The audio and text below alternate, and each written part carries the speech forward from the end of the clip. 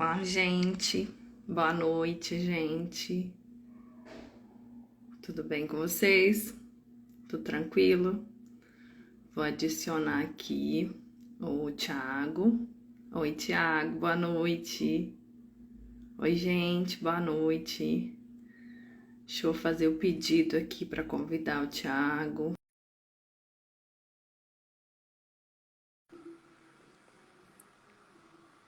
Boa noite, Oi, Marina. Thiago, boa noite. Tudo bom? Tudo bom? E você, como é que tá? Tudo bem. Quanto tempo, né? É verdade. Cadê a Delma? Muito Como é que tá aqui? tempo. Obrigada. Tudo bem. Tudo É tranquilo, muita correria, né? A gente não para o tempo verdade. inteiro trabalhando. Daqui a Graças a Deus, pouquinho não vou pode dar aula reclamar, de não. novo. Hã? Graças a Deus, a gente não Pode pode não. reclamar, não. Graças a Deus. É, não pode reclamar, não, porque não tá fácil, né? É, não, melhor Não assim tá do que parar. fácil, não. É, e aí Como é que você, tem como é que sido tá? aí? Aqui tudo Hã? em ordem. Graças a Deus, aqui tudo em ordem. Glória tá Tem me ordem chovendo registrando e muito? tá tudo bem. Chovendo muito aí? Na Bahia não, você tá em Sergipe, né? É, tô no interior de Sergipe, na Bacia Leiteira, na capital do leite, né? Ai, que bacana. Tem É. leite de cabra aí também? Então, eu soube de Ainda alguns não. produtores. Eu tô chegando aqui recente, né? Eu vou fazer. Tem um ano e meio aqui. Eu cheguei aqui em dezembro de 2020. E aí eu cheguei no meio da pandemia, tudo remoto. Mas eu fiz alguns contatos, conheci alguns produtores. Tem alguns produtores espalhados aqui de caprinos, né?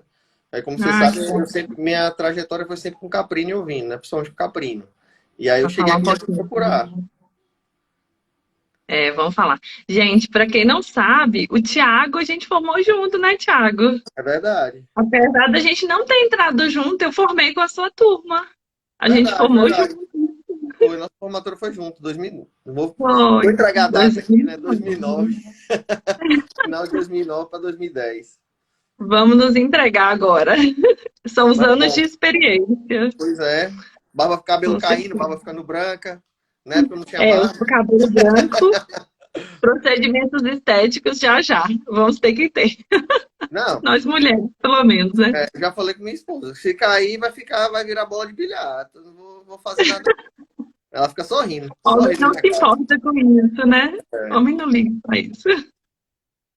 Mas aqui Né, tudo Tiago? ótimo. Você conseguiu Que aí, né? ótimo. Aí onde você está, em Viçosa, aí tem muito caprino leiteiro, né? Bastante. Eu vim pra cá, eu tenho 12 anos que eu tô aqui. Eu fiz a graduação aí, fiz o meu estágio supervisionado aqui na UFV, vim, entrei no mestrado zootecnia, fiz doutorado e antes do doutorado acabar, eu dou aula no Centro Universitário de Viçosa, né? Que é uma universidade particular daqui, de Viçosa. E eu tô sempre no Capri do UFV, porque eu e o Capri do UFV é o tempo inteiro lá. Não tem como. Eu Eu amo tô com aquilo. inveja branca sua, tô com inveja branca sua. Aqui a gente tá com campus novo. Nosso campus tem 6 anos e tá para mudar. A gente está num campus, entre aspas, provisório. A gente já tem uma Ah, perspectiva de propriedade para fazer fazendas, culturas, que a gente tem o curso da veterinária, da zootecnia, uhum. agronomia e agroindústria aqui. E aí eu já vi que tem uns alunos meus aqui também. Então eu já vi Ai, que vai ser. Eu estou muito esperançoso, né? Porque a gente gosta de caprino. Aqui eu já conheci gosto. alguns produtores, já sei alguns proprietários que começam a fazer alguns produtos diferentes, né? Uns queijos. Sim. E eu estou muito perto de Petrolina, né? Como você foi para aí e está meio perto da UFV, entre aspas, eu estou perto de Petrolina. Estou 400 quilômetros daqui para Ai, Petrolina, mas que faz maravilha. mestrado e meu experimento de doutorado foi lá. E aí você cria uma amizade, né? Que acaba fazendo os projetos Sim, interligados. Não tem para onde fugir. sim. Mas conta um pouquinho pra gente aí, depois da graduação, como é que foi a nossa trajetória? Como é que foi a trajetória sua aí, né? Pois é, eu não sei onde é que você fez seu ESO. Você fez seu ESO onde? Aí, em Viçosa? Fiz em Viçosa. Pois, então foi bem parecida. Eu fiz o meu ESO em Foi, Petrolina. Aí do meu ESO eu já fiquei pro mestrado. foi que Aí aconteceu eu comigo também. exato. Aí também na zootecnia, né? Na verdade, ciência Eu animal. Mas fiz era a na zootecnia zootecnia. também. Era na zootecnia. Aí o meu foi com reprodução, meu mestrado. Aí a gente vai conhecendo as pessoas, né? E aí eu fui fazer, voltei para Salvador para fazer o doutorado. Eu tô vendo, Perfeito. Alisson. Tô vendo que você tá aí, Ah, vi também. o Alisson, Vi eles que também aí. ótimo, São os que alunos aqui bom. que acompanham a gente. Ai, que legal. Aí voltei para o doutorado em Salvador, só que eu fui fazer a seleção de doutorado em Salvador, já tinha articulado em Petrolina o meu experimento de doutorado. Aí, Ah, eu não sei se você lembra dele. O meu orientador do meu doutorado foi Daniel. Ele andava muito no Lana, lá eu conheço o Daniel. O Daniel já veio aqui em Viçosa, teve um evento de leite, e aí ele participou aqui numa semana do leite, um workshop. O professor Nero orientou aqui, ele falou sobre os benefícios do leite de cabra. Ele trabalha muito com essa parte, professor Daniel, lá da... Ai, gente, Univasf. não é uva, não, né? Univasf.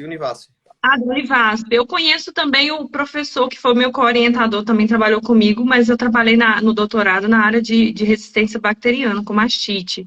E aí o professor Matheus Matiusi, que é de lá. Bacana também, gente boa Conheço demais. demais também, conheço demais. Ele era o coordenador da pós-graduação na minha época. Ah, ótimo, gente boa demais. A gente fez alguns experimentos, umas coletas de leite que ele estava usando para fazer a avaliação de mastite. Ele estava tentando os probióticos. Se não me engano, Ah, própolis, bacana. o que era mais, meu Deus? Era própolis e mais Bacana. uma outra Ele, substância acho que natural. Jatobá, ele tem um trabalho com Jatobá também. Não, ele atua muito nessa linha, né? E aí Eu pronto, também atuo um pouco. foi bem parecido com você, né? Aí eu fui pro doutorado em Salvador, mas o experimento foi em Petrolina. Aí eu fiquei em Petrolina. Aí fui fazer as outras coisas. Aí fui parar no Maranhão, fui fazer pós-doc. Aí no meu doutorado eu fui pro sanduíche. Aí no doutorado eu já mudei um pouco de linha, né? Eu já saí da parte de nutrição Uhum. e reprodução, fazia nutrição e reprodução, e fui mais para a parte de nutrição, conservação de forragem, mais para a parte de forragicultura no meu doutorado. Aí eu fui para os Estados Unidos fazer um pedaço do doutorado, o doutorado de sanduíche, lá em Delaware. Também só Uhum. tratando da parte de forragem, né? No caso, silagem. Lá Uhum. o professor lá era especialista em silagem. Bacana.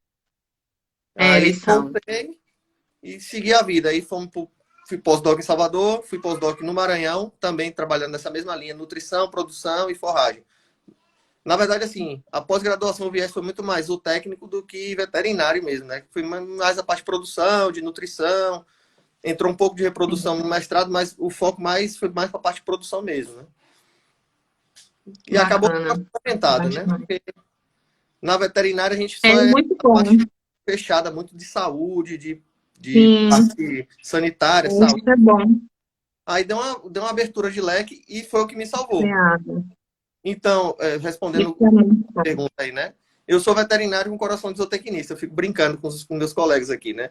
Eu sou veterinário de formação, minha graduação é veterinária. Hoje eu sou professor da medicina veterinária, mas a minha pós-graduação, mestrado, doutorado, foi na zootecnia, que é uma profissão que eu tenho muito respeito e, infelizmente, é uma profissão muito desvalorizada pelo público, né? Infelizmente, fico muito triste. Uhum. Minha esposa é zootecnista também. E eu fico muito triste de ver a Ah, zootecnia tão desvalorizada assim. sim. Eu também, nós somos médicos veterinários, mas eu fiz o meu mestrado na zootecnia aqui da UFV. Na época, a gente tem um conceito máximo, né? O conceito 7. Depois eu fui fazer o meu doutorado na veterinária, voltei para a área de doenças. Porque, assim, eu queria até fazer na área da zootecnia, pensei em os projetos, né, com nutrição de cabra leiteira, de continuar, né, na linha de pesquisa. Só que assim, eu sempre quis também, Thiago, sempre tive essa vontade, apesar de ser muito mais difícil de trabalhar e fazer o mestrado em uma área e o doutorado em outra. Aí depois eu fiz o pós-doutorado também aqui na UFV, fiz 1 ano e meio de pós-doutorado, já estava trabalhando, mas fiz ainda assim, sem bolsa, só realmente para continuar pesquisando e publicando.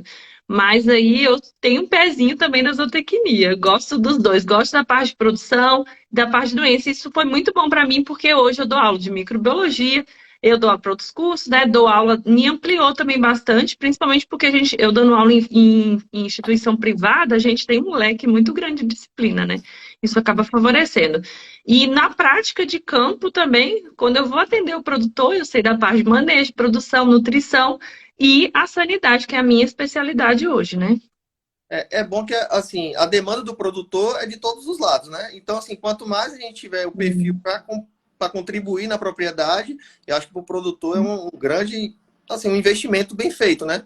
Eu vou trazer um veterinário para cuidar da sanidade do meu rebanho, mas ele já vai ver algum problema no manejo de sanitário, manejo reprodutivo, manejo nutricional. Então, você acaba tendo a visão, eu fico falando, quando você vai na propriedade, você tem que ter a visão macro. Você tem que ver o máximo de coisas possíveis para você conseguir consertar. Porque, às vezes, por exemplo, um ajuste na dieta ou na nutrição, eu consigo trazer melhoria de índice na sanidade, melhoria de índice na reprodução. Então, acaba que uma coisa ajuda na outra, né? Vai contribuindo na outra. Eu tô vendo que tem um monte de Sem aluno, dúvida. meninas aí. Que bom. Tem bastante, que bom. Obrigado para participar. A participação. Tem alguns produtores aqui também que acompanham a gente. O Gladstone de Casa Nova, o João Casa Nova é Vitor, que é bom. daqui de perto. Eu vi. Tem bastante produtor que me segue aqui. O João Vitor, que está aqui embaixo, ó, deu boa noite pra gente. A galera que realmente sempre acompanha a gente, né? Hoje, nos tempos de hoje, a gente pensa assim, só tem tantas pessoas, 20 pessoas. 20 pessoas hoje parar para assistir alguém. Tá Né? difícil, porque é só rolar a telinha, né? Não, hoje tudo é Hoje muito rápido. É realmente. para ontem, né? É para ontem. Informação é Com para ontem. certeza. Aí eu até me lembrei agora, você falou, eu me lembrei. Aqui na UFES, né, a universidade onde eu estou lecionando aqui, a gente também tem um perfil diferente, né? A gente tem aqui um perfil de metodologia ativa. Então, quanto mais Que a gente também tem. é isso, quanto mais abertura de leque você tiver para poder atuar em outras áreas, ajuda muito, porque acaba contribuindo, né? Interdisciplinaridade ajuda bastante, sem dúvida. Com certeza. E aí, Tiago, quando a pessoa, é a pergunta que eu mais recebo, doutora, eu estou dando eu estou dando tal ração, eu estou dando silagem de milho, eu estou dando capim e tal. É bom? Tá bom? Tá faltando? O que formula ração para mim? Qual que são o básico? Onde que a gente deve começar quando a gente pensa em nutrição? Ótima pergunta. Eu acho que antes de qualquer coisa, a gente tem que começar a diferenciar, né? O que é dieta, o que é ração? Porque são conceitos que acabam se misturando e que acabam complicando um pouco, principalmente o profissional que vai sair no mercado, né? Então, quando a gente pensa em fazer uma dieta para um animal ou para uma categoria, a gente vai chegar nisso já já, eu tenho que pensar. Então, eu vou formular aqueles nutrientes que eu tenho que atender àquela categoria animal. Então, por exemplo, uma cabra em lactação, ela tem uma demanda diferente de uma cabra que está no terço final de gestação, ela tem uma demanda diferente de uma cabra que já está entrando para a estação reprodutiva, ela tem uma demanda diferente de uma cabra que está em anestro, pós-parto, seja ele por balanço energético negativo, ou seja ele por fotoperiodicidade. Então, tem várias nuances, né? Eu não consigo determinar, por exemplo, eu vou dar silagem de milho e farelo de soja e está tudo certo para meus animais. Não é bem assim que é a história, né? Então, assim, tem algumas coisas que a gente tem que pensar para poder amarrar esse conceito. Então, primeiro de tudo, a gente entender. Então, eu formulo uma dieta, ou seja, eu preparo uma alimentação para esses animais e eu vou fornecer para esses animais. Não necessariamente eles vão consumir aquilo que eu botei. Por quê? Porque se eu colocar muito, eles vão poder selecionar. Se eu colocar pouco, eles podem comer abaixo do que deveria. Então, esse é o primeiro passo. Eu tenho que saber com que categoria eu vou tratar. Então, primeiro ponto, eu tenho que ver o peso daquela categoria. Se eu tenho animais que pesam, sei lá, 20 quilos de peso vivo, animais que estão crescendo, né, em recria, por exemplo, eu tenho 20 quilos de peso vivo. Quanto o animal está comendo? Mais ou menos uns 2,5%, 3% do peso vivo. Então, tem que fornecer esse material de matéria seca e ajustar. Por quê? Porque pode ser que ele coma mais do que isso ou menos do que isso, a depender da palatabilidade do meu alimento, da taxa de passagem, da digestibilidade. Por isso que a ideia da live era princípios básicos, né? Para a gente poder fazer essa pincelada geral e trazer esses conceitos para o pessoal aí. Sim, porque não é um tema fácil, não é simples. A pessoa me fala assim, doutora, formula uma ração para mim. Eu falei, não é simples assim. Você tem que me dizer fala um pouquinho dessa parte do volumoso e o que a gente tem que pensar quando a gente vai precisar de formular uma ração. Será que todas as categorias precisam comer ração ou não? Ótima pergunta. Então, a gente começa pelo princípio básico. Eu falo muito com meus alunos aqui. Falo, ó, quando a gente vai numa propriedade, cada realidade é uma realidade. Por exemplo, eu posso chegar na propriedade da doutora Magna e ver lá que ela tem condições e gosta e quer suplementar os animais ou quer fazer um confinamento alto grão para os animais. Ela tem condições, ela tem animais que tem esse padrão racial de ganho de peso muito alto. Beleza, se ela tem isso, então vamos lá, vamos fazer uma formulação de alto grão, sendo que eu tenho que me lembrar da fisiologia do animal. Animais ruminantes, por natureza, eles têm que ter algum aporte de fibra. Se eu vou fazer uma dieta autograma, eu não posso negligenciar a fibra. Eu tenho que ter uma fibra que tenha efetividade física. Por quê? Porque senão eu vou ter problema, vou ter distúrbios metabólicos. Então, eu tenho que ter um ajuste adequado para aquela realidade, para aquela propriedade. A minha propriedade, por exemplo, eu posso criar animais a pasto. E não necessariamente eu tenho que suplementá-los ou tenho que dar concentrado a eles durante todo o ano. Eu posso fazer manejos diferenciados. Por quê? Porque depende da base de volumoso que eu vou dar e depende da categoria. Por exemplo, vacas... aí eu já ia puxar para as vacas. Porque aqui é vaca. Aqui é vaca. Vacas também. Mas vamos para cabra. Então, eu tenho cabras que estão... Passou o pico de lactação, falando de cabra leiteira, né? Passou o pico de lactação. Então, ela já está naquele período de fazer o ganho de peso compensatório para poder se preparar para uma nova gestação. Então, nesse intervalo aí, que a gente chama de segundo terço da gestação, ou da lactação, né? O segundo terço da lactação, o primeiro terço é até o pico, o segundo terço, e o terceiro terço é depois que ela já está seca. Então, nesse segundo terço aí, eu tenho que trazer um pouco de concentrado para eu melhorar o score de condição corporal dela. E se eu melhorar a condição corporal, eu vou melhorar índice de ovulação, taxa de ovulação, eu vou melhorar fertilidade, então eu vou ter maior sucesso na minha estação reprodutiva. E eu tenho que ajustar isso com o clima. Eu não sei aí em Viçosa como é que funciona, mas aqui em Glória a gente tem muito, muito calor. Então a gente tem um determinado período do ano. Aqui depende do ano. Aí é a época agora é fria.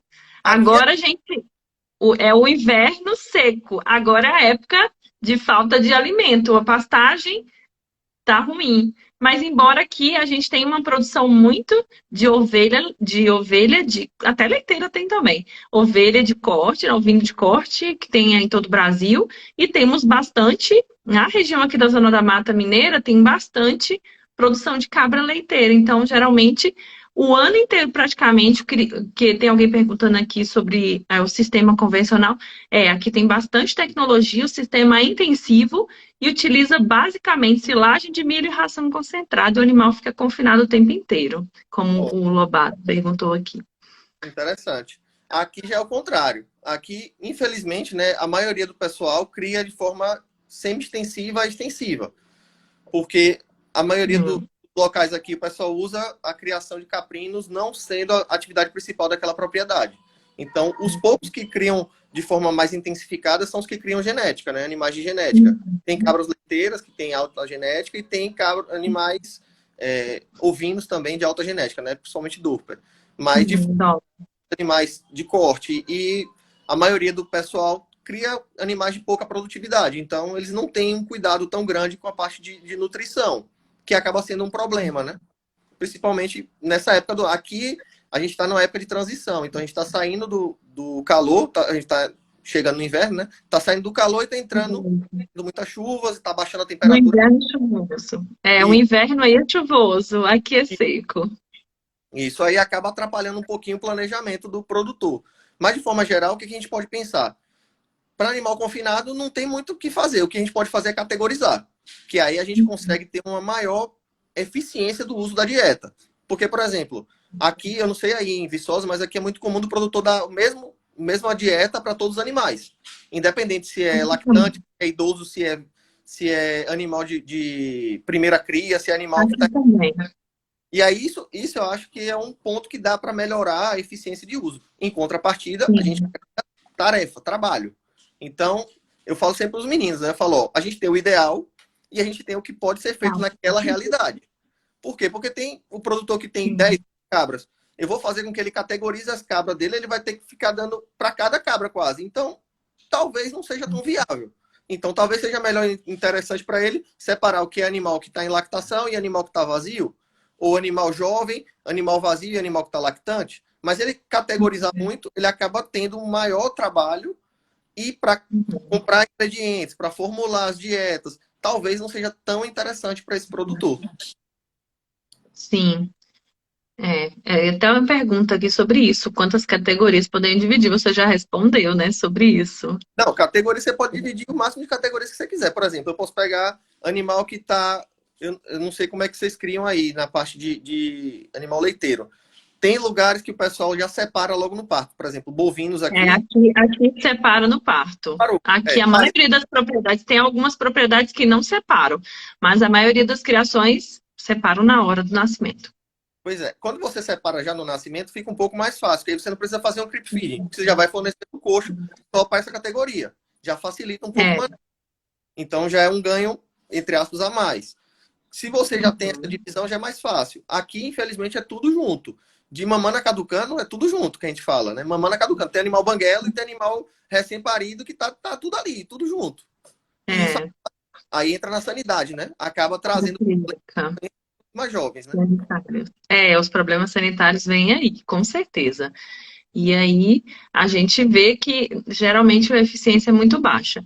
E alguém mais perguntou, ele perguntou sobre as categorias em relação às fêmeas, né, as matrizes, como que dividiria essas matrizes? E alguém mais perguntou também para falar um pouquinho sobre o terço da lactação. Pronto. Então, falando do terço da lactação, né? O primeiro terço, logo quando o animal pare até o pico de lactação, ele está tendo uma alta demanda de nutrientes, só que o perfil de ingestão dele está reduzido. Por quê? Porque dentro do abdômen dele ali, houve a dilatação do rumen, e isso, ou a dilatação do útero, e comprimiu o rumen. Então, ele não consegue ingerir em quantidade suficiente os nutrientes que ele precisa. E aí, é como se fosse, por exemplo, ela precisa comer 5 quilos da ração que o proprietário dá. Vamos botar aí 50-50. 5 quilos de 50-50. Só que ela não consegue comer 5 quilos, ela só come 3. E aí, como é que faz? Ou eu faço uma dieta pré-parto de adaptação à introdução de maior nível de concentrado, e sempre lembrando, né? Sempre bom ressaltar.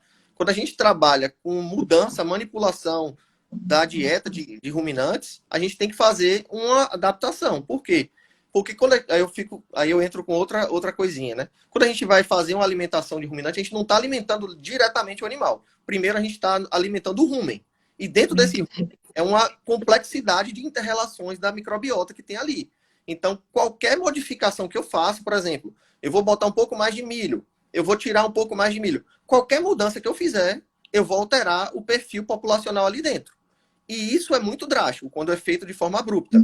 E eu sei que eu vou precisar mudar. Então eu tenho que já ir adaptando o meu animal. Nesse pré-parto dela, nessas últimas 3 semanas, né, que a gente chama do período de transição, e isso é muito forte em cabra, ou em vaca, a gente vê isso muito acentuadamente, esse período de transição em vacas, né? E em caprinos também, porque uma Leiteiras suscetibilidade maior para de toxemia alta. de prenhez. Então a gente vê isso muito acentuadamente. Então a gente já entra com essa adaptação. Eu já sei que ela não está ingerindo os nutrientes, eu já vou começar a introduzir um pouco de concentrado, eu já vou começar a diminuir, se ela tiver muito gorda, eu já vou começar a diminuir um pouco a densidade energética da dieta. Eu tenho que manipular nesse período, porque quando ela chegar para o parto, ali eu já não vou mais conseguir mexer muita coisa. E aí é onde eu começo a ter os problemas, né? Toxemia de prenhez é um deles, principalmente. No caso de É, a caprino. gente até escreveu um artigo, né, Tiago, sobre isso, um artigo de Tá. revisão durante a graduação. Realmente é um problema sério. E aqui em Cabras é o que mais tem, tá? Qualquer mudança, qualquer coisinha que a gente faça no pré-parto, se a gente não fizer a secagem antes de 60 dias, misturar lote, a toxemia da gestação acontece mesmo. As cabras leiteiras, né, Sunny, alpinas, são as raças que são criadas aqui no sistema intensivo, são muito sensíveis a isso. É engraçado. E aqui, por incrível que pareça, né? Porque a gente está no meio do semiárido, no sertão. Por incrível que pareça, aqui tem bastante cabra Sunny. As cabras de leite de elite aqui são cabras Sunny. Por incrível que Eles pareça. compram, Não, eles não, compram aqui de propriedade que não. eu prestava assistência, que vendia, levava para ir. E aqui eles fizeram a mesma coisa, eles fizeram com holandês aqui, né? Aqui também tem muita vaca holandesa. Por incrível que pareça, no meio do sertão tem vaca holandesa e cabra Sunny. Mas eles já fizeram um perfil de adaptação, né? E cruzamentos e manejo de sistema de produção adaptados para vacas, principalmente, né? Porque aqui é a bacia leiteira da região, da bacia leiteira do estado de Sergipe é aqui. Aqui a gente tem o sexto maior produtividade de leite por vaca, né? Então, aqui é muito investimento. Tem 3 indústrias grandes de leite de vaca. Caprinos ainda está bem atrás, né? Eu fico falando para os meninos, falo, rapaz, vaca leiteira está andando de Ferrari, a gente está ainda engatinhando, a gente ainda nem começou a andar, porque Exatamente. ainda está bem devagar. Os meninos aqui, os produtores que eu tive a oportunidade de conhecer, né? Eles têm ido muito aí fazer workshop de queijarias. Aqui o pessoal também gosta de fazer queijos diferentes, né? Os queijos artesanais, queijo coalho, caprino e de bovinos, né? Eles fazem muito aqui. Fazem queijos mistos também. Então, assim, aqui tem tudo para exponenciar a produtividade de caprinos aqui. Mas ainda, infelizmente, a gente ainda engatinha muito, né? Tem muitas dificuldades. o mercado ainda não absorve tanto os produtos aqui na região. E eu acho que isso também é que atrasa um pouco o desenvolvimento, né? A gente tem uma cadeia muito desestruturada. E eu estou buscando É isso. ajuda em Petrolina com isso, né? Que lá eles já estão bem organizados, já tem queijos diferenciados, queijos finos e tal. Ah, é uma delícia. Aqui em Minas Gerais tem bastante. Só que a gente também ainda é muito desorganizado. Tem bastante, assim, na criação em si, a maioria dos criadores são bem organizados. Só que ainda vende para caprilate, né, para empresa. Tem alguns produtores que já fazem o seu queijo, já tem um valor agregado, que é muito interessante isso. Né? Aqui em Minas Gerais tem leis, né? Que tem inspeção municipal, tem vários capris que eu conheço que tem já essa questão. Mas a gente precisa, sim, muito organizar a cadeia e toda organização começa na alimentação. Se eu vejo muitos produtores querendo fazer, inclusive alguns, né, que eu vejo fazendo biotecnologias e deixando o animal magro e deixando o animal com problema. Aí a gente tem problema. Retenção de placenta, a gente tem problema, né, de toxemia da prenhez, a gente tem problemas sanitários, inclusive alterações de dieta, problemas de clostridiação. Os problemas sanitários, eles vêm porque o animal ele precisa da nutrição. Sem a nutrição, não funciona, igual a gente. Problemas de prolapso uterino, tudo isso acontece por conta de problemas nutricionais, tá? É um gatilho para acontecer os problemas, né, Tiago? Perfeito, Magno. Eu falo aqui para os meus alunos, eu falo, ó, você não pode pensar em reprodução, em nada, se você não tem nutrição. A nutrição é a base de tudo. Você tem que ter a nutrição bem feita. Depois da nutrição bem feita, aí você passa melhoria na sanidade.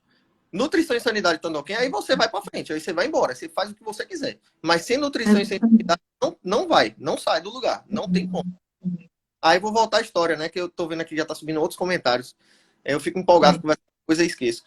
Sim, aí falando do teste de lactação. Então, nesse primeiro pico, ela tem uma demanda alta, porque ela tá produzindo leite, muito leite, e ela não está conseguindo ingerir a quantidade de alimentos. Então, ela está em balanço energético negativo, que a gente chama.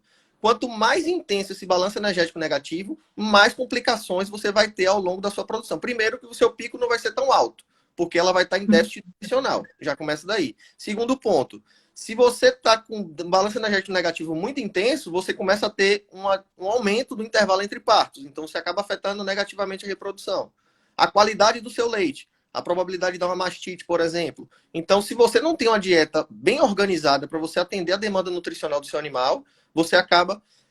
Eu diria, o AgroSRJ, eu diria que a base, sem tripé, né? A base mesmo é nutrição sanidade. Você tendo a nutrição sanidade bem feita na sua propriedade, aí você organiza a sua propriedade inteira. Uma outra coisa muito importante, eu não sei como é que é em Viçosa, mas aqui eu vejo muita falta de escrituração zootécnica. E isso atrapalha demais. Atrapalha demais. Porque como é que eu vou mexer em uma coisa que eu não sei como é que tá rolando? Como é que tá acontecendo?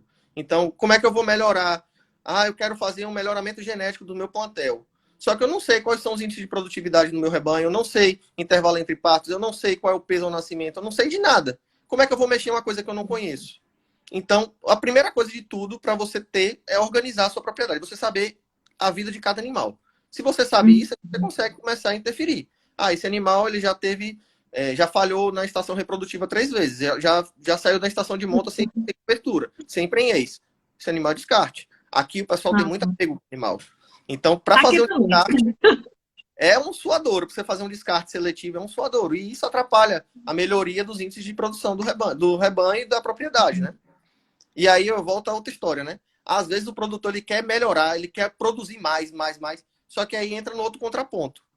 De que adianta você produzir mais se seu custo não paga essa produtividade maior? Então, você tem que equilibrar. Eu falo sempre para os alunos aqui, falo, ó, nem sempre melhorar, aumentar a produtividade, aumentar a produção é melhorar a eficiência. Não adianta você ter muita produção sem eficiência. Se você não tem eficiência, você está perdendo dinheiro. Não adianta.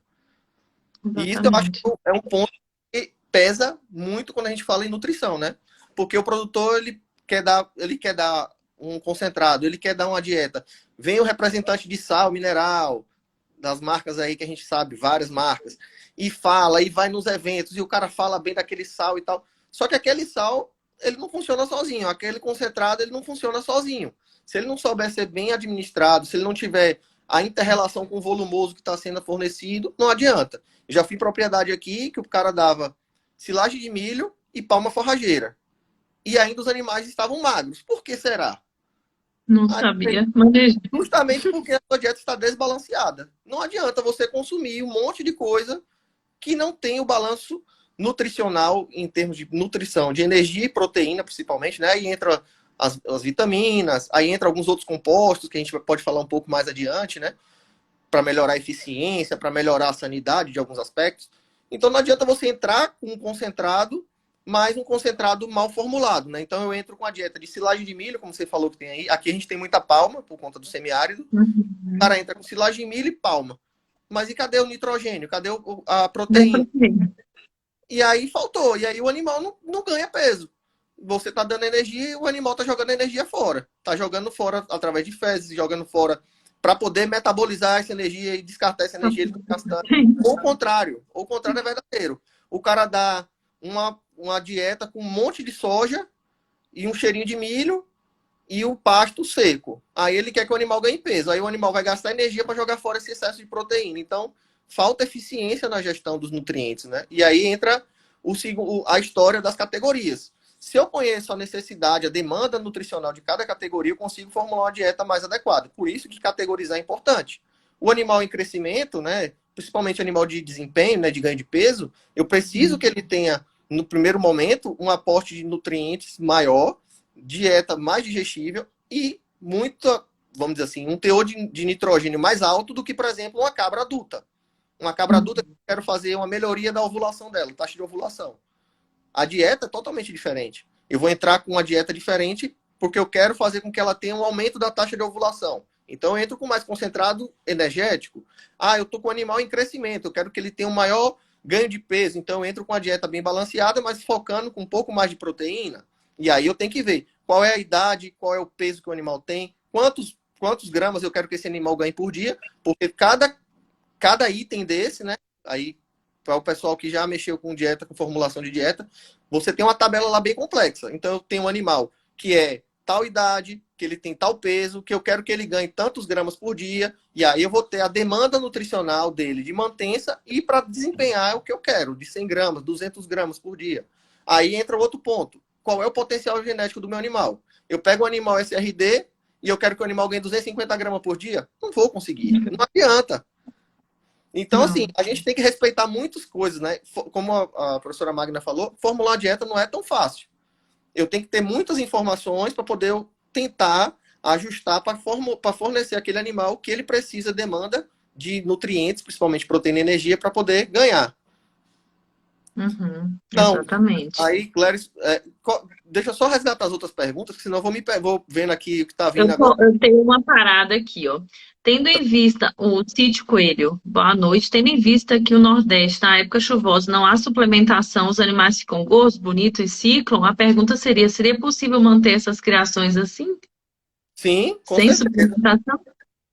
Não, Sem suplementação. Sem suplementação não dá. Por quê? Porque a gente está susceptível à mudança dessa qualidade de forragem. Então, por exemplo, aqui nessa época que a gente está agora, que é a época de transição para o inverno, a forragem está maravilhosa. Está faltando animal para comer a forragem. Só que daqui 2, 3 meses já vai inverter o quadro, porque a gente já vai estar saindo das chuvas e entrando na seca. Então a forragem já vai demorar mais para crescer e vai crescer muito pouco e vai fornecer um aporte nutricional menor para os animais. Então, eu vou ter que ter menos animais naquela mesma área. Então, ou eu vou ajustando essa carga de lotação, né, a gente chama de taxa de lotação, para que o animal consiga atender as suas demandas só com a pastagem. Mas isso aí é um manejo muito fino, eu tenho que fazer um ajuste muito fino. Eu tenho que ter uma área boa e tenho que conhecer aquela minha área em produtividade, em qualidade, porque a mudança da época do ano, só a mudança da época do ano já muda a qualidade da forragem. E aí, sem uma suplementação, uma complementação, principalmente, né? Nesse caso, não dá certo. Não tem como eu atender a demanda nutricional do animal. Ele complementou aqui embaixo, ó. Ele falou, produzindo igualmente na época chuvosa, sem suplementá-las. Só utilizando plantas da caatinga, silagem e feno, com as plantas da caatinga, né? Então, vou acabar suplementando, né? Nem que seja suplementado. Já é suplementação, né? Aí eu entro com a suplementação. Aí já vai mudar um pouco o contexto. Então, deixa eu tentar ajustar a sua pergunta e você responde se vai dar certo. Eu consigo fazer um manejo nutricional só utilizando o que eu tenho de vegetação? Aí eu posso te dizer, talvez você consiga. Como é? Porque talvez, professor. Porque eu não sei o que você vai estar disposto, o que é que tem à disposição para você fazer esse manejo. Se você tiver, por exemplo, Glycídia, que é uma leguminosa, se você tiver leucena, se você tiver oportunidade de fazer uma silagem de milho ou até de capim, adicionado de algum aditivo, seja ele um aditivo microbiano ou um aditivo de fato nutricional, né? Por exemplo, um farelo de soja, um milho moído para poder absorver a silagem e ajudar a fermentação dessa silagem, a gente consegue. A gente consegue fazer muita coisa. Não necessariamente eu preciso trazer grãos. Não necessariamente. Se eu tiver oportunidade, ótimo. Mas não necessariamente eu preciso exclusivamente de grãos. Tudo, como eu digo sempre para os meninos, né? Tudo vai depender do seu contexto. Aí a gente teria que fazer uma visita, ver seus animais, ver o que você tem à disposição de flora, né? No caso, principalmente a parte das plantas forrageiras nativas, o que você tem de pasto, e aí a gente poderia pensar no manejo nutricional voltado para as suas necessidades. Mas como eu sempre falo, não existe receita de bolo. Cada contexto, cada realidade é uma. Eu tenho que ir conhecer e entender o que eu posso extrair dali. Já fui em propriedade aqui, por exemplo, que o cara tem glicídia, o cara tinha leucena, e ele não usava só de cerca-viva. E a dieta dos animais dele era silagem de milho e palma. Falei, tu tá só dando energia E tem tudo lá e não dá. Aí que ele começou a abrir um pouco o olho e tirar umas ramas e deixar para os animais e melhorou um pouco o desempenho dos animais. Mas adoram. Eles adoram. Aí a gente ir conhecer a realidade e tentar trazer alguns elementos que já tem ali na propriedade para poder diminuir. Lógico, a ideia é sempre diminuir o custo. Ô, professor Henrique. O professor Henrique foi um dos meus colegas e um dos meus supervisores do meu pós-doutorado lá no Maranhão, professor Henrique. Ah, que legal. Que bacana. Companheira, obrigada por estar acompanhando a gente aqui. Tem muita coisa que o produtor não sabe que ele tem na propriedade que pode ser uma fonte de nutrientes para o animal dele, principalmente nitrogênio, né? A gente fala no nitrogênio porque a proteína bruta, a gente estima ela na dieta, mas ela pode conter desde nitrogênio mesmo, né? Amina, amônia, até, de fato, proteínas complexas quaternárias. Então, a gente chama de nitrogênio de forma geral, né? Por exemplo, a ureia, que o pessoal às vezes gosta de botar ali no sal, é um nitrogênio não proteico que acaba contribuindo para a proteína bruta. Por quê? Porque vai ajudar lá no rumen a microbiota a transformar esse nitrogênio em proteína. E aí entra outra história, né? A sincronicidade dos nutrientes. Que também é um outro ponto que também é muito, assim, é um dos erros muito comuns a gente ver, né? O cara tem uma dieta organizada, só que aí, por exemplo, ele dá um sal ureado com silagem de milho, sendo que se ele desse, em vez do sal ureado, ele desse um concentrado ou um sal de baixo consumo, talvez fosse melhor o aproveitamento dessa silagem.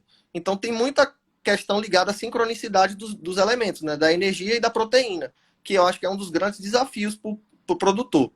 Vai trazendo as perguntas aí, Magno. Ó, qual que é a visão do futuro sobre a caprinocultura leiteira? Sua visão do futuro. Homem de estilo, perguntou. Falando para uma pessoa que é apaixonada. Se depender de mim, o futuro é o mais promissor possível. Infelizmente, um comentário que eu ouvi muito aqui, né? A caprinocultura sempre foi a produção do futuro. Só que esse futuro nunca chega. Porque sempre é do futuro, é do futuro, é do futuro. Mas a gente que tem que fazer isso começar a se tornar o presente. A partir de agora, do presente, né, Thiago? Eu encho o saco dos produtores. Eu falo, rapaz, eu gosto de mexer com caprino. Nosso objetivo é isso. Eu vim para ajudar, eu quero fazer. Vamos fazer acontecer. Alguns eu já consegui ir nas propriedades, conhecer as realidades, tentar ajudar, né? Eu falo sempre para eles, ó, eu não posso falar que a sua propriedade vai ser igual a de fulano, porque fulano tem uma realidade e você tem outra. Fulano cria animais e ele já vende, por exemplo, genética. Você está organizando e está começando. Então, cada coisa é o seu tempo para organizar. Aí você vai trazendo as perguntas aqui. Ó, no caso Agro RSJ, no caso dos ovinos de corte, qual a dica para aumentar o ganho médio diário, né? Então, primeiro ponto, qual é o seu intuito? O que é que você está trabalhando? Você trabalha com cria? Você vende os cordeiros para ser confinado? Se você vende os cordeiros para ser confinado, fazer um creep feeding. Você vende animal que cria, engorda. Eu sou da Bahia, aí passei por Petrolina, pelo Maranhão e agora estou em Sergipe. Agora eu sou de Sergipe agora. Mas eu sou baiano de nascimento e de graduação. Então tudo depende do seu foco. Se você está fazendo confinamento Ah, eu já fui em propriedades aqui que o cara consegue fazer terminação de cordeiro com 35, 40 quilos de peso vivo em 6 meses. Como é que ele faz isso, professor? Ele faz creep feeding, as fêmeas dele são suplementadas, ele desmama o animal, já desmama dentro do confinamento, o animal para o Tá confinamento, faz um fácil. confinamento de 90 dias. Então ele desmama em Ah, 3 meses e confina 3 meses. E ele consegue ter 35 quilos de peso vivo, 35, 40 quilos. E é uma realidade que não é entendi. importante. Quem é de Petrolina conhece a região de Dormentes. Lá eles têm um ecotipo chamado berganês. São os carneiros gigantescos. Tem carneiro deles lá que pesa 150 quilos. Então, com essa ecotipo, eles fazem um confinamento e eles conseguem entregar com 35, 40 quilos em 6 meses. É a realidade do Brasil? Não. Mas tem lugar que tem. Aqui tem uma propriedade que eu conheço, né, que eu levo inclusive muitos alunos para lá, é uma propriedade que cria suínos e cria ovinos. Ele tem 600 matrizes, Dorper, Santinês e ele tem Texel com aquele gemburula, né, para prolificidade. Ele introduziu a raça Texel só para introduzir esse gene de prolificidade. E aí, Mas, nessa propriedade, ele consegue animais de 4 meses com 42 quilos. caramba, que absurdo. Gigantesco. Absurdo, né? 4 meses. Dorper santinês, mestiços. Tem um pouco muito pouco, assim, na verdade, um pouquinho de sangue de ideal. Mas praticamente não existe. É só para inserir mesmo o gene de Fazer o treino. prolificidade. Mas é muito, é alto grão, é puro grão, né? Os animais são confinados 1 mês e meio, mais ou menos. Eles comem creep feeding, fazem a mamada controlada. Tem o creep feed, né, com a ração, uma ração peletizada. E depois ele dá uma ração peletizada, inclusive de bovino, e adiciona grão inteiro, né? E aí ele faz isso. Eu até gravei umas aulas do VET profissional lá. E é muito Show de bacana lá. bola. Show de bola. Super recomendo ir lá, é muito Aí bacana. eu volto à história, né? Cada contexto é um contexto. Cada Se realidade é uma realidade.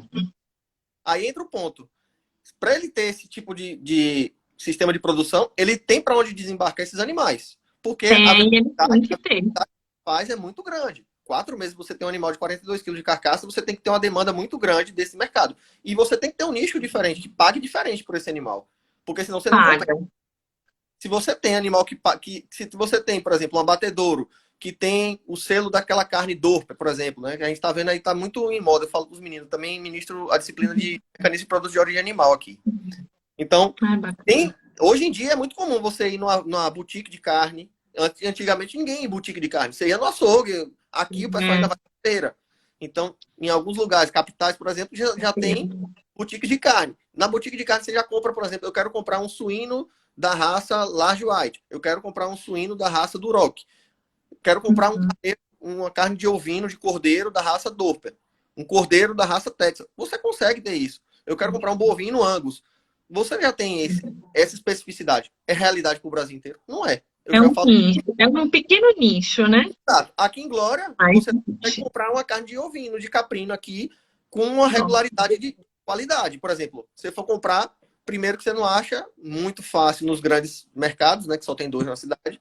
E quando acha, ou você vai dar sorte de comprar um animal abatido no tempo certo, ou você vai pegar um animal muito velho, que é a maioria é, do dos lugares. descarte. Exato. E às vezes reprodutor, para piorar a situação. Aí é que vem o problema de não gostar da carne, né? Mas Exato. vamos para as perguntas. A Laiane, ela perguntou aqui, é difícil calcular a quantidade de volumoso necessária para o ano inteiro? É não, Laiane, não é não. Tudo depende do seu planejamento. Primeiro, qual é o meu plantel? Segundo, qual é a perspectiva que eu quero de desempenho de cada categoria? E aí eu vou saber quanto eles vão entrar e daqui a um ano, quanto de peso eu vou ter no caso, caprino e ovino a gente não regula muito em ano, porque um ano é muito tempo, né? Se você tem um sistema de produção organizado, em 8 meses você consegue ter o peso de abate dos animais. Mas, Uhum. minimamente organizado. Se você entrar na especificidade, como a professora Magna trouxemos o exemplo, você abate com menos que isso. Então, assim, você consegue fazer esse planejamento se você tem organização. E aí entra a velha história de novo. Sem escrituração zootécnica, você não mexe em nada. Como é que eu vou fazer escrituração zootécnica para estimar quantos meus animais vão comer de volumoso se eu não sei qual é o peso dos meus animais hoje, com quantos quilos eu quero encontrá-los daqui um ano, por exemplo? Então, esse gerenciamento, a base dele é a escrituração zootécnica. Se eu tenho escrituração zootécnica, aí eu consigo planejar. Na minha categoria eu tenho animais adultos, tantos animais adultos, então o ganho de peso nessa categoria já é baixo, porque os animais já estão grandes, então eles vão manter o peso, basicamente, e entrar em reprodução. E aí você entra com uma suplementaçãozinha, um flushing, né, que a gente chama, para poder fazer com que esses animais tenham uma melhor taxa de ovulação e um maior índice de prenhez. Mas você consegue gerenciar isso aí. Tudo, a base de tudo é a escrituração. Exatamente. Sem isso você não consegue planejar nada. Você tem que saber quantos animais, quanto que ele come, o mínimo, tem que ter a sobra. Tem que pensar em tudo isso, né, Thiago? Tá? Mas vamos para as perguntas, que tem muita coisa aqui. O pessoal tá interagindo bastante, né? Você poderia passar aqui dicas para ficar por dentro dos queijos e variedades? Aí Eu tenho seria uma alguma boa. coisa. Seguir o pessoal, aí eu vou fazer a propaganda do grupo de estudo do GECAL, lá, que é o do professor Daniel Menezes, né? Eles estão trabalhando muito nessa linha de queijos finos, trabalhando com algumas dietas para manipular a microbiota ruminal, produzir leite, né, com alguns compostos aromáticos. Eu não sei se é de conhecimento de vocês, né? Por exemplo, tem um proprietário na Paraíba, né, que é o pessoal... Eita, fugiu o nome da propriedade agora. Ele é bem famoso, ele tem muitos animais de raças nativas. Daqui a pouco eu me lembro o nome da propriedade. E aí, lá, tem queijos diferenciados. É do Daniel Vilar, não? Como? Daniel Vilar? Não, não é Daniel, não. Não. Não, eu vou me lembrar o nome da É uma propriedade. fazenda. Ai, gente, uma fazenda bem famosa. Isso, os queijos deles são premiados em Vou vários lugares. lembrar. É Carnaúba, fazenda. obrigado. Fazenda Carnaúba. Isso, obrigado. Canaúba, é do Daniel Vilar. É Daniel Vilar? Pra mim era o pessoal de Suassuna. Era alguma coisa Suassuna, o sobrenome do rapaz lá. Não é Ariano, não. Ariano também era sócio, mas era alguma coisa do Suassunas. Enfim, eles têm um manejo diferenciado que os animais consomem em determinadas áreas de caatinga para ter o leite com esses compostos aromáticos e agregar essa característica no queijo. E o professor Daniel Menezes está trabalhando justamente nessa linha de pesquisa agora. Ele está trabalhando com alguns compostos que tenham compostos aromáticos que vai trazer agregar características diferenciadas. Manelito, obrigado. Manelito. É ele que está lembrar, é Manelito. Que agrega as características. Taperoá também, né? Taperoá, o professor Henrique falou. Eu acho que Taperoá é a cidade. Taperoá na Paraíba, se não me engano.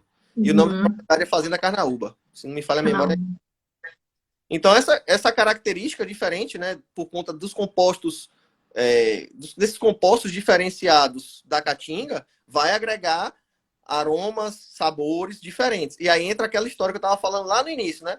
Então, assim, além de saber o que é proteína bruta, nitrogênio no caso, energia, que entra o milho, entra alguns compostos oleaginosos, né? Por exemplo, as tortas, que o pessoal gosta muito de usar. A gente entra ainda com compostos aromáticos, né? Que são os... Eita, rapaz, hoje eu tô ruim de nome, viu?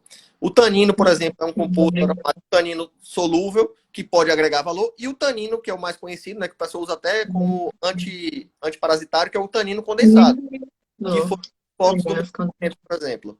Então, esse tanino é um composto secundário. Assim como esses compostos que eu estou falando são compostos secundários.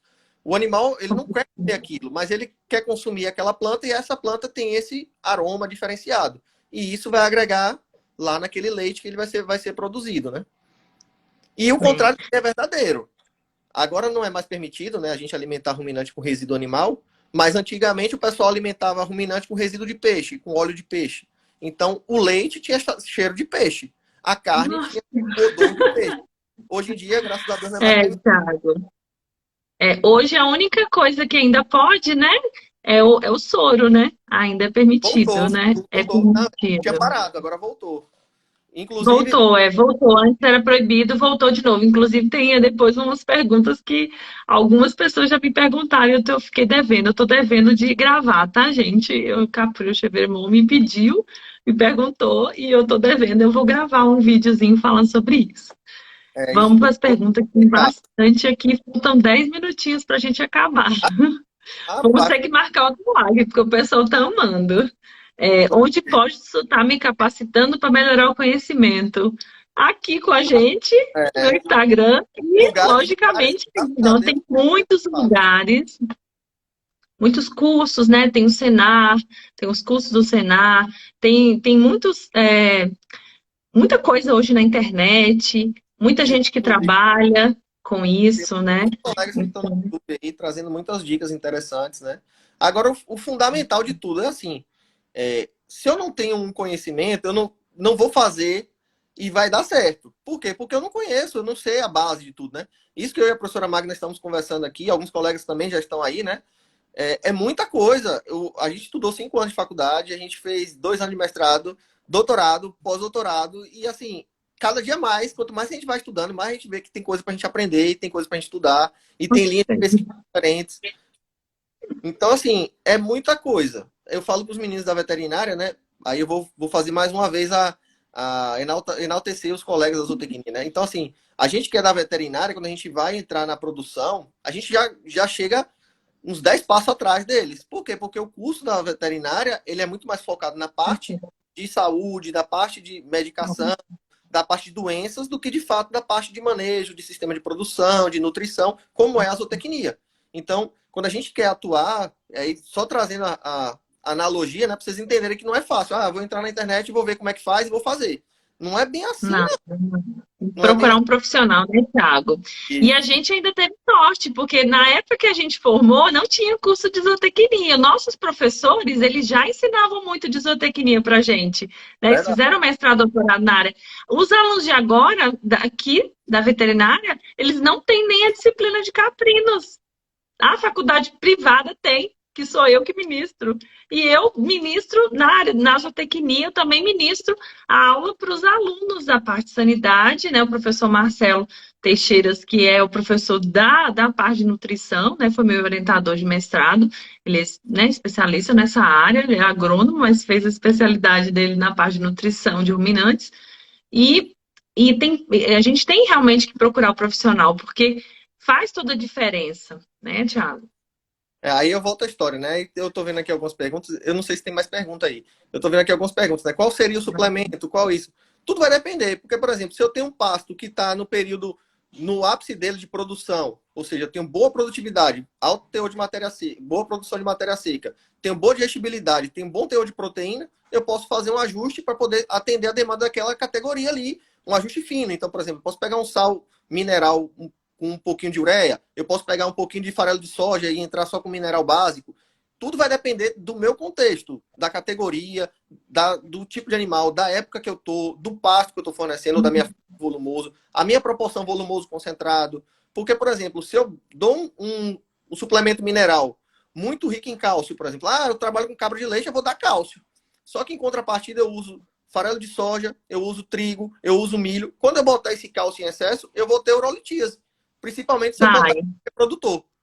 E aí é problema puro. Aí é um problema puro de botar a mão na cabeça e começar a ver o animal morrer.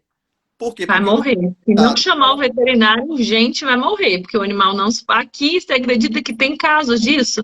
A pessoa dá sal mineral, dá uma ração desbalanceada o ano inteiro, porque eles acham que reprodutor tem que comer o tempo inteiro, tá acima do peso, tem problema reprodutivo. Minha amiga, né, a Juliana, que trabalha comigo, vê os problemas lá por conta de achar que o reprodutor tem que comer ração o tempo inteiro e tá acima do peso. Ontem mesmo eu fui dar aula na propriedade, tinha um carneiro Doppler, gordão. Eu falei, gente, tem que emagrecer ele. Ah, doutora, mas tadinho, tá dando só um pouquinho de ração. Eu suspende a ração, ele não tá cobrindo. Suspende, o animal jovem tem que suspender. Mas tem outra pergunta, tem uma pergunta aqui bem pontual que eu achei bem importante. Tiago, eu pulei alguma, gente, porque não Mas vai dar conta. Tem uma pergunta aqui que é a ureia, se é própria para ovina ou se pode ser usada aquela de adubação. então, existe a ureia pecuária e existe a ureia agrícola. Já usei as duas, nunca tive problema nenhum. Logicamente que a ureia agrícola ela é muito mais cheia de impurezas do que a ureia que a gente usa. Uhum. Então, por exemplo, eu posso estimar um teor de nitrogênio na ureia pecuária que é diferente da ureia agrícola.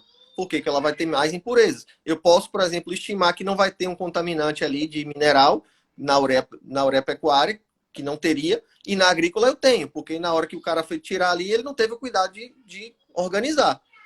É o sujeito à contaminação. Já usei as duas para dieta animal, nunca tive problema. Mas não quer dizer que é o melhor caminho, né? Então a gente tem que ponderar se de fato vale a pena. Às vezes não vale a pena, a diferença é grande. Eu vou usar um teor muito pequeno de ureia. Então, pode ser. Exatamente, o preço não.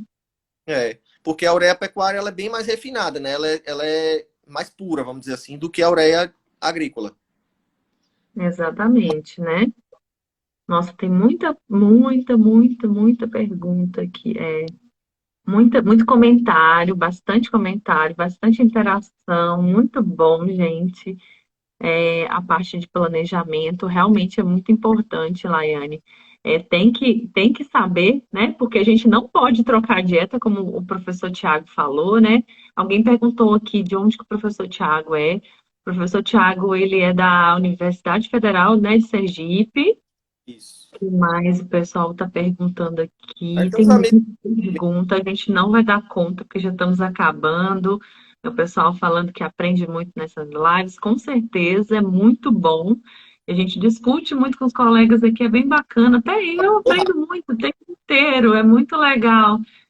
Qual suplemento que seria bom para misturar com milho? Suplemento Exato, mineral.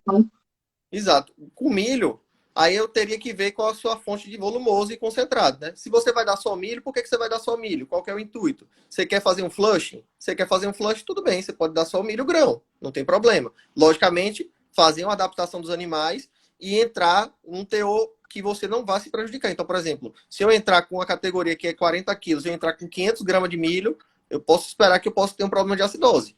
Então, muita moderação e cuidado na hora de aplicar essas dietas.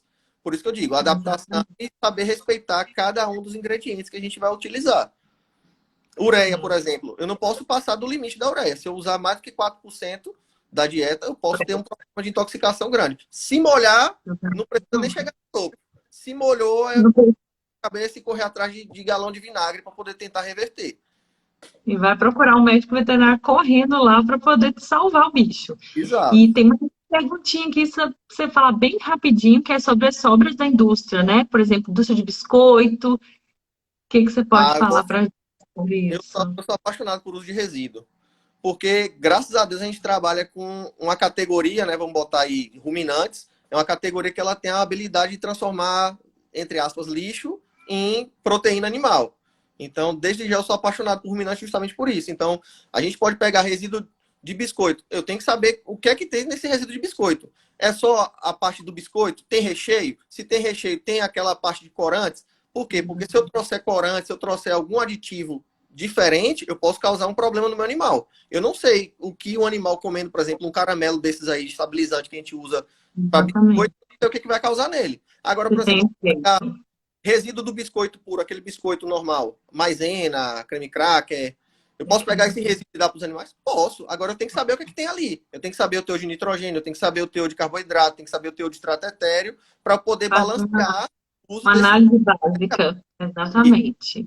E é balanceio, tudo é balancear. Se eu conseguir balancear, eu vou aproveitar de forma excelente. Eu gosto muito de resíduo. Meu doutorado, por exemplo, eu trabalhei com a parte de mandioca. Eu usei resíduo Muito de bom. mandioca. Isso Então, é a parte muito de bacana. mandioca é nitrogênio puro. Só que se você der ela in natura, você intoxica os animais. Então, aí você tem que É, ensinar, você tem que fazer uma fenação. Mas eu posso usar? Posso. Está disponível? Tá, porque geralmente o cara deixa ali no campo, é incorporado no solo, que é uma alternativa. exatamente. Parte era de bananeira, folha de bananeira, mamão, frutas.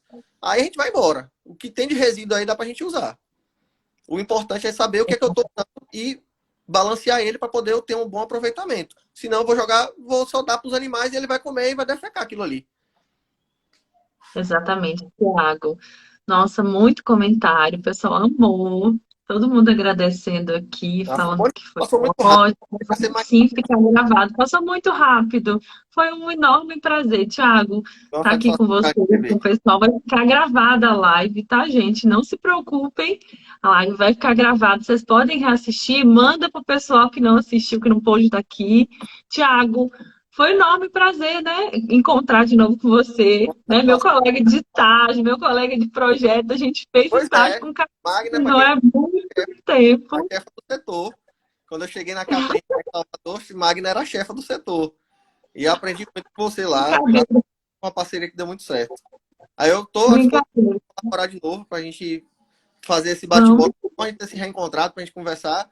E eu vou te convidar foi também a ótimo. fazer uma colaboração. Aqui a gente tem, Pode, principalmente dessa parte de sanidade, né? Tem uma colega que atua, pode. a professora Giana, mas eu te chamo para dar uma colaborada com o nosso módulo aqui também. Com certeza, eu tô à disposição, viu, gente? Boa noite, muito obrigada. Thiago, vamos encerrar, já está encerrando agora os 10 segundos. Beleza, boa noite para todo mundo. Muito Obrigada, obrigado. gente. Boa noite. Boa noite, pessoal. Até mais.